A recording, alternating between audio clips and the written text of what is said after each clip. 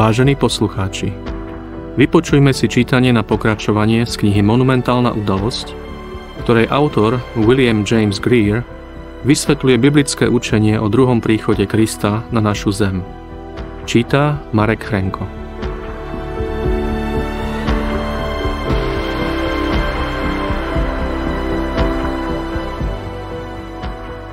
Kapitola 2. Povedzme si o troch pohľadoch na druhý príchod Krista.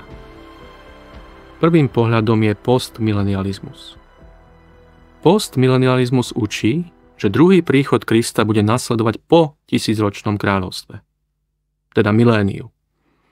Kristovo kráľovstvo existuje už teraz a postupne bude rozširovať svoje hranice skrze kázanie evanjelia. Na sklonku éry evanjelia údajne príde tisícročné obdobie, kedy bude kresťanstvo na zemi prevládať. Zlo, ktoré bude rásť spolu s dobrom až po milénium, bude počas milénia obmedzené a Satan bude zviazaný. Milénium bude nasledované prepuknutím bezbožnosti a desivým posledným konfliktom s mocnosťami zla pod vedením Satana, ktorý bude nasledovaný Kristovým druhým príchodom sprevádzaným skriesením všetkých mŕtvych a posledným súdom. Proti tomuto pohľadu je možné namietať, a myslíme si, že táto námietka má určitú silu, že Biblia neprináša perspektívu obráteného sveta pred Pánovým príchodom. Nemajú vari pšenica a kúkol raz spolu až do žatvy na konci sveta? Okrem toho, s myšlienkou tisícročia prevládajúcej spravodlivosti veľmi neharmonizuje to, že po jeho uplynutí bude zrazu Satan viesť do boja zástup zo 4 úlov zeme, ktorého počet je ako piesok mora. Odkiaľ sa má tento zástup vziať, ak spravodlivosť vládne v obrátenom svete? Druhý pohľad je premilenializmus. Premilenializmus učí, že Kristov druhý príchod nebude nasledovať po miléniu, ale bude predchádzať miléniu. Podľa obvyklého premileniálneho pohľadu bude poradie udalosti nasledovné. Poprvé, obdobie odpadnutia predchádzajúce Pánovmu príchodu.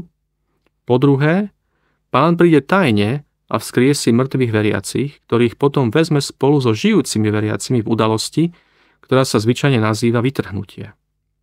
Po tretie, nasledovať bude krátke 7-ročné obdobie veľkého súženia, počas ktorého bude na zemi vládnuť Antikrist.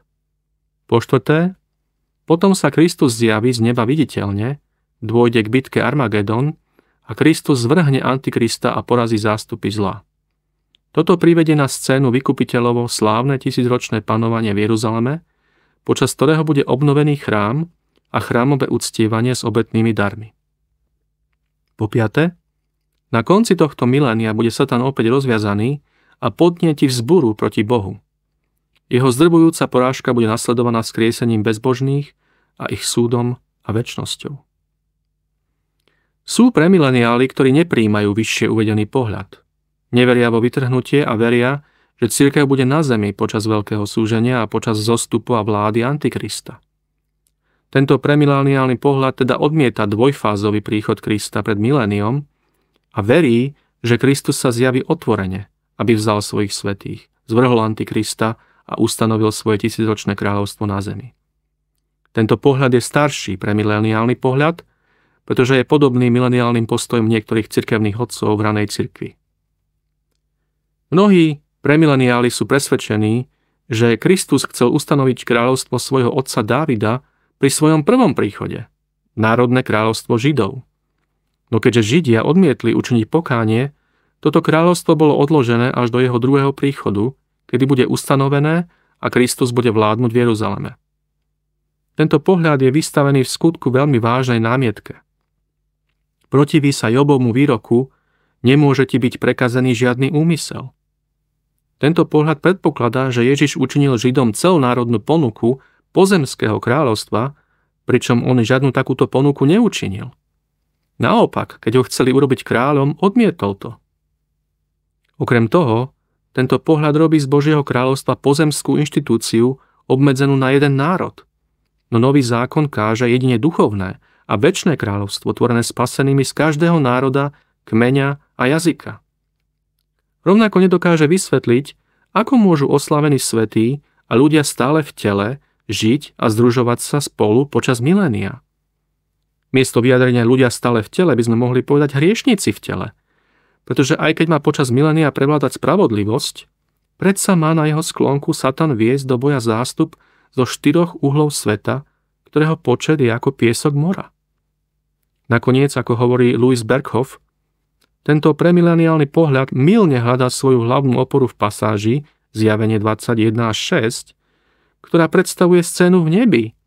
Absolútne nijako nespomína Židov, pozemské kráľovstvo jedného národa ani palestínsku krajinu.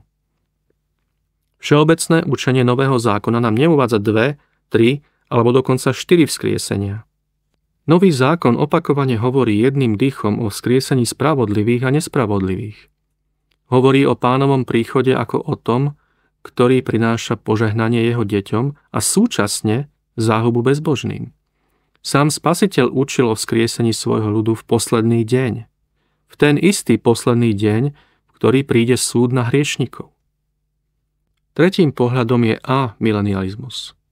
Amileniál je presvedčený, že postmilenializmus a premilenializmus sa mýlia vo výklade 20. kapitoly knihy Zjavenia, ktorá podľa nich učí 1000 rokov pozemského blaha.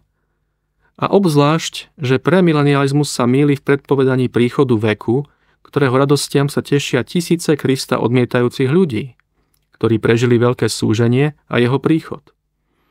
Niektorí postmileniáli, ako napríklad B.B. Warfield, súhlasia s amileniálnym pohľadom na Zjavenie 20, no na základe iných textov písma očakávajú zlatý vek pred Kristovým príchodom. Amileniál nevidí v písme žiadnu oporu pre 1000-ročné kráľovstvo pred Pánovým príchodom a zastáva postoj, že možnosť milénia po jeho príchode je vylúčená učením Nového zákona. Amileniál súhlasí s premileniálom, že svet nebude pred príchodom Pána obrátený skrze kázanie evanjelia a súčasne súhlasí s postmileniálom, že druhý príchod bude znamenať koniec sveta, posledný súd a večný stav. Poradie udalostí je podľa amileniála nasledovné. Poprvé, druhému príchodu bude predchádzať rozsiahle odpadnutie od pravej viery, ktoré vyvrcholí nástupom Antikrista k moci. Po druhé, táto posledná vzbura voči Kristovi bude rozbitá ním samým pri jeho osobnom príchode, keď príde z neba, aby k sebe vzal svoje deti, pričom mŕtvi veriaci budú vzkriesení a živí veriaci premenení. Po tretie, pri tomto príchode budú vzkriesení aj neveriaci mŕtvi, a to na súd. Zem a diela, ktoré sú na nej, pohltí oheň a objaví sa nové nebo a nová zem, v ktorých prebýva len spravodlivosť. Všetky 3 tieto pohľady zastávali a zastávajú zbožní ľudia. Amileniálny pohľad bol zastávaný od raných časov a za našich dní ho zastávali napríklad N.B. Stonehouse a William Hendrickson. Postmileniálny pohľad tiež zastávali ortodoxní teológovia, okrem iných John Bunyan a B.B. Warfield. A hoci premileniálny pohľad nebol nikdy zastávaný tak široko, aby si zaistil miesto v niektorom z veľkých význaní viery cirkvi, jeho zástancami boli tiež oddaní muži, ako napríklad Andrew Bonar.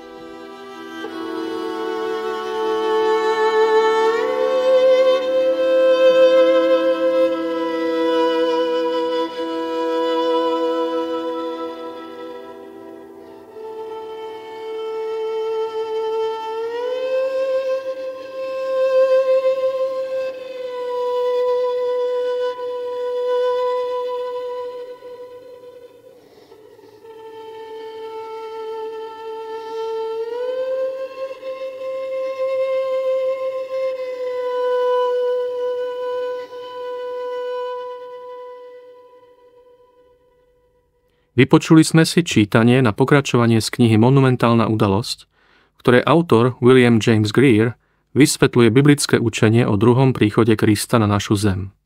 Knihu si môžete objednať na adrese vydavateľa Dobrá správa, dobrá-správa.sk alebo v redakcii Rádia Logos.